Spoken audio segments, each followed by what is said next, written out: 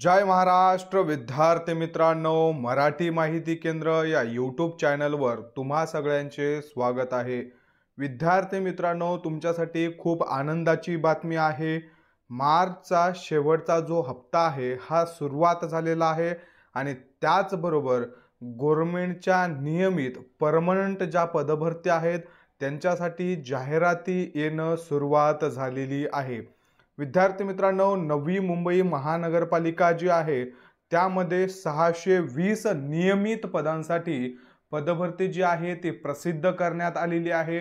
यामध्ये staff nurse GNM चे पद असतील किंवा एएनएम चे पद असतील, त्याचबरोबर फार्मासिस्ट असेल, डायलिसिस टेक्निशियन असेल, ईसीजी तंत्रज्ञ असेल किंवा वैद्यकीय समाजसेवक असेल, त्याचबरोबर फार्मासिस्ट असेल, अशा पद्धतीचं गट क चे आरोग्य विभागाअंतर्गत आणि त्याचबरोबर विविध विभागांतर्गत ही जी पदभरती आहे ही होणार आहे। यामध्ये बघा आपण पूर्ण डिटेल्स मध्ये माहिती पाहणार आहोत। पूर्ण जी पीडीएफ आहे डिटेल्स मध्ये शैक्षणिक अर्हता असेल, क्वालिफिकेशन असेल, सामाजिक आणि समांतर जे आरक्षण आहे या आरक्षणानुसार ही जी पदभरती आहे ही प्रसिद्ध करण्यात आलेली आहे। विद्यार्थी मित्रांनो, 27 मार्च रोजी म्हणजेच आजच्या दिवशी ही पदभरती रिलीज झालेली आहे नवी मुंबई महानगरपालिका यांच्यासाठी। नवीन मुंबई महानगरपालिकाच्या आस्थापनेवरील गट क आणि ड मधील जे काही विविध संवर्गातील रिक्त पद आहेत हे सरळ सेवा भरती प्रकरणे भरण्यासाठी ऑनलाईन पद्धतीने अर्ज करण्यासाठी बघा उद्या दिनांक 28 मार्च रोजीपासून सुरुवात होणार आहे।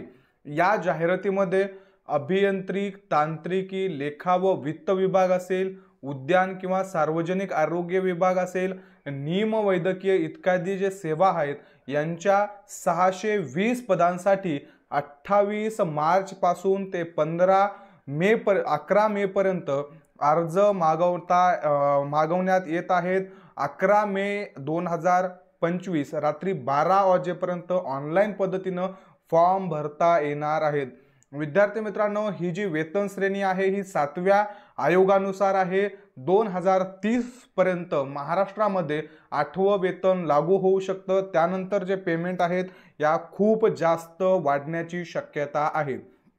तर बघा याच्यामध्ये बायोमेडिकल इंजिनिअरिंगचं पद आहे, कनिष्ठ अभियंता, उद्यान निरीक्षक, सहाय्यक माहिती व जनसंपर्क अधिकारी, वैद्यकीय समाजसेवकचं पद आहे। त्याचबरोबर डेंटल हायजिनिस्टचं सुद्धा आरोग्य विभागाचं पद आहे। त्यानंतर बघा स्टाफ नर्स, मिडवाईफ, जीएनएम किंवा बीएससी नर्सिंग झालेला असेल तर 131 पदांसाठी जागा आहेत। डायलिसिस टेक्निशियनच्या 4, ईसीजी तंत्रज्ञाच्या एकूण 8 जागा जे आहेत या भरतीद्वारे भरून घेतल्या जाणार आहेत। आहार तज्ञाचं पद आहे।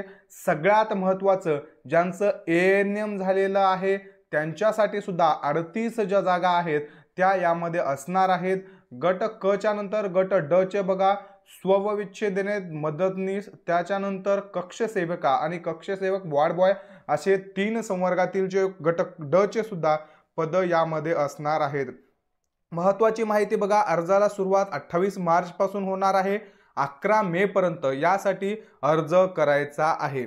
त्यानंतर बघा तुमचा एक्झामच्या 7 दिवस आधी तुमचे जे हॉल तिकीट आहेत हे अवेलेबल होणार आहेत आणि हा जो अर्ज आहे हा नवी मुंबई महानगरपालिकेचा जो संकेतस्थळ आहे याच्यावरती अवेलेबल आहेत। विद्यार्थी मित्रांनो, सगळ्यात मोठा प्रश्न आहे फीसचा। जर तुम्ही खुल्या म्हणजे ओपन प्रवर्गातून असाल तर तुम्हाला 1000 रुपये आणि तुम्ही मागास किंवा एखाद्या रिझर्व कॅटेगरीमधून बिलॉंग करत असाल तर तुम्हाला यामध्ये 900 रुपये फीस आकारली जाणार आहे। परीक्षेचा वेळ दिनांक जो आहे ते तुमच्या जे वेळेनुसार कळवण्यात येईल। संभाव्य बदलात जर काही बदल असतील तर या वेबसाईटवर तुम्हाला कळतील। त्याचबरोबर आपण आपल्या चॅनलवरती सुद्धा पूर्ण डिटेल्स माहिती देत असतो, त्यामुळे चॅनलला सुद्धा सबस्क्राइब करून ठेवा। विद्यार्थी मित्रांनो, सगळे जे पद आहेत त्या पदांविषयी सामाजिक आणि जे काही समांतर आरक्षण असणार आहे हे आपल्याला पाहणं शक्य नाही, त्यामुळे मी तुम्हाला सगळ्यात जास्त पद जे असणार स्टाफ नर्सचं पद आहे त्याच्याविषयी पूर्ण डिटेल्स मध्ये माहिती देतो। कशा पद्धतीने तुम्हाला हे समजून घ्यायचं आहे याच्याविषयी सुद्धा मी तुम्हाला माहिती देतो, त्या पद्धतीने तुम्ही बाकीच्या सगळ्यांसाठी पाहून घेऊ शकता। तर बघा आता हे जे आहे सामाजिक आणि समांतर आरक्षणानुसार हा तक्ता त्यांनी दिलेला आहे। स्टाफ नर्स किंवा GNM ज्यांचं झालेलं आहे 35,400 पासून 1,12,400 एवढा पेमेंट मिळणार आहे। एकूण पदं असणार आहेत 131। त्यापैकी बघा अजासाठी 13 पदं, अजसाठी 10 पदं, विज असाठी 2 पदं, भज ब साठी एकही पद नाहीये। भज क आणि ड साठी प्रत्येकी 2-2 पदं असणार आहेत। विमाप्र यांच्यासाठी 1 आहे। इतर मागास प्रवर्गांसाठी एकूण 29 पद आहेत। सामाजिक आणि शैक्षणिक मागास प्रवर्ग जो आहे SC-BC यांच्यासाठी 13 आणि EWS साठी 13 आणि अराखीव साठी 46 अशा पद्धतीनं 131 जे पदं आहेत हे यामध्ये भरून घेतले जाणार आहेत। विद्यार्थी मित्रांनो, सामाजिक आणि समांतर त्याचबरोबर हॉरिझॉन्टल आणि व्हर्टिकल त्याचबरोबर कंपार्टमेंटल या आरक्षणाचे पूर्ण बाबी आहेत। या पद्धतीनं कशा पद्धतीनं आरक्षण असतं, त्यामध्ये तुमचं सिलेक्शन जेव्हा वेटिंग लिस्ट लागतात तेव्हा त्याचा खूप जास्त उपयोग होत असतो, ते मी तुम्हाला एका व्हिडिओमध्ये व्यवस्थित समजून सांगण्याचा प्रयत्न करेल।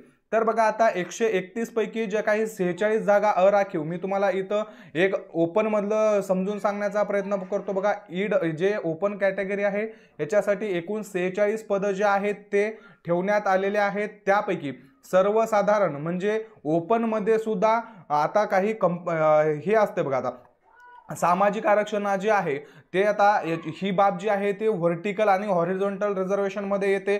एकूण 46 जागांपैकी 15 जे जागा आहेत या जागा ओपन मधल्या सर्वसाधारणसाठी आहेत, म्हणजे त्यामध्ये महिला असतील, माजी सैनिक असतील, सगळे जे खेळाडू, प्रकल्पग्रस्त, अनाथ वगैरे जे आहेत त्या सगळ्यांचा समावेश होत असतो।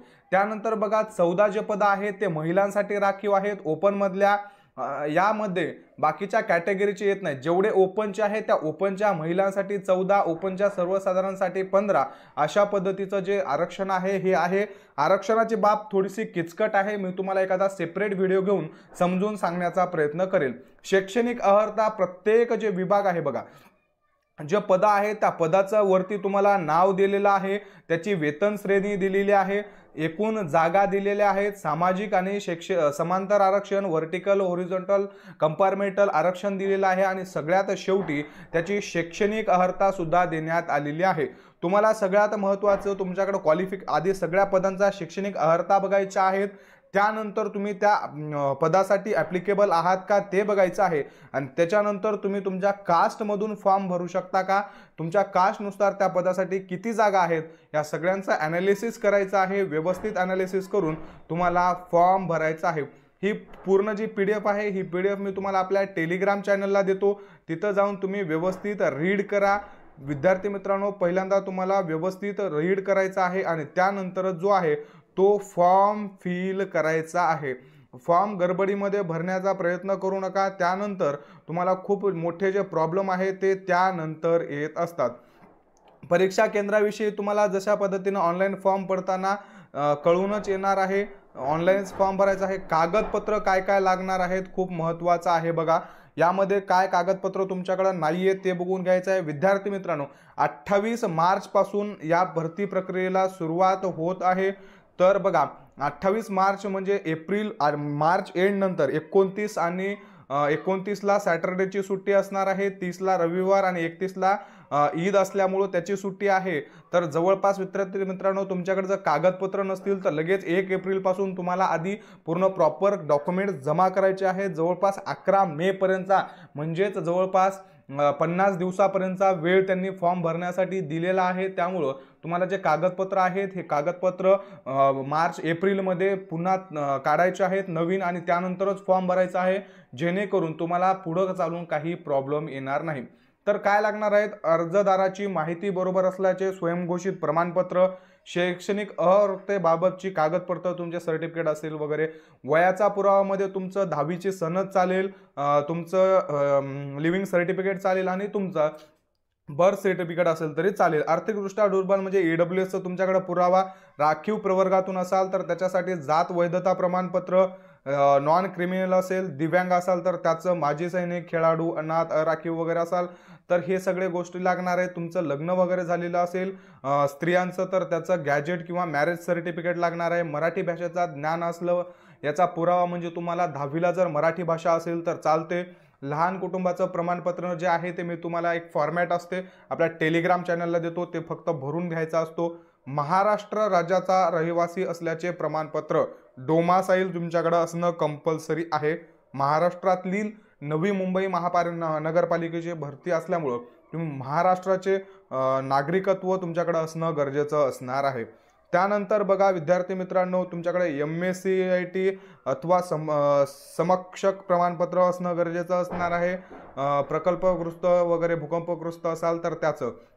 इतर सर्वसाधारण अटी शर्ती जे आहे ते तुम्ही व्यवस्थित वाचून घ्या आणि त्यानंतर फॉर्म भरा.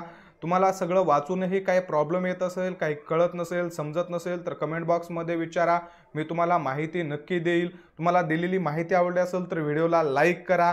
आणि विद्यार्थी मित्रांनो, अशा जाहिराती आता फक्त नवीन मुंबई महानगरपालिकेची आलेली आहे. यानंतर जवळपास सगळ्या महानगरपालिका, आरोग्य विभाग, DMAR यांच्या पदभरती येणार आहेत. पोलीस भरती सुद्धा येणार आहे. सगळ्या पदभरती येणार आहेत. त्यामुळे तुम्ही गाफील राहू नका. अभ्यासावर फोकस करा. 100% अभ्यासावरच फोकस करा. एप्रिल महिन्यापासून नवीन जे डॉक्युमेंट्स आहेत ते डॉक्युमेंट्स काढण्यासाठी एक वेळ द्या आणि त्यानंतर फक्त आणि फक्त अभ्यास करा. कोण काय म्हणते याच्याकडे लक्ष देऊ नका. तुमच्या स्वतःवर, तुमच्या अभ्यासावर विश्वास ठेवा आणि नक्की पोस्ट काढा. तुम्हाला दिलेली माहिती आवडली असेल तर व्हिडिओला लाईक करा, चॅनलला सबस्क्राईब करा आणि सगळे PDF नोट्स मिळवण्यासाठी टेलिग्राम चॅनल नक्की जॉईन करा. विद्यार्थी मित्रांनो, डिस्क्रिप्शनमध्ये माझी पर्सनल Instagram ID सुद्धा दिलेली आहे. तिथं जाऊन सुद्धा तुम्ही काही डाऊट असतील तर क्लिअर करून घ्या. धन्यवाद.